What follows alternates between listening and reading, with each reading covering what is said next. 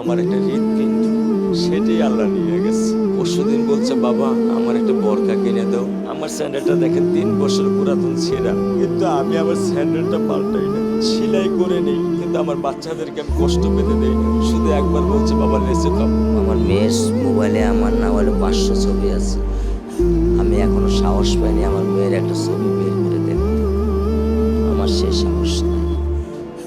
আমি সেই সাহস হারাই ফেলেছি, কারণ ও আমার ছিল হৃদপিণ্ড। ওর জীবনে এমন কোনো চাওয়া নাই যেটা আমি পূরণ করি নাই।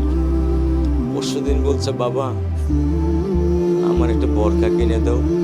আমার চাস্তো ভাই বললো, ভাই ইসলামপুর থেকে 300-400 টাকার পাওয়া যায়। আমি সাথে সাথে মিনি মার্কেট থেকে আমি 1000 টাকা দিয়ে আমার মেয়েকে বরকা এনে দিচ্ছি। আমি দরিদ্র, ভাঙা বাসায় থাকি, কিন্তু আমার সন্তানদেরকে আমি কখনোই দারিদ্রতার স্বাদ পেতে দিইনি। দারিদ্রতার স্বাদ পেতে দিইনি। আমার বড় মেয়েকে এখন আমি সেলোরার থেকে জামা কিনে দিই।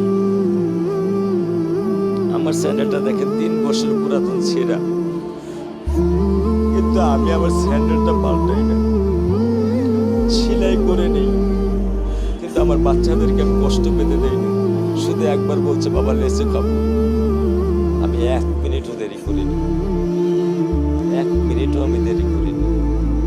ও আমার একটা হৃদপিণ্ড, সেটাই আল্লাহ নিয়ে গেছে। আলহামদুলিল্লাহ, শুকরিয়া, আল্লাহ দিছে, আল্লাহ নিয়ে গেছে। আমার কোনো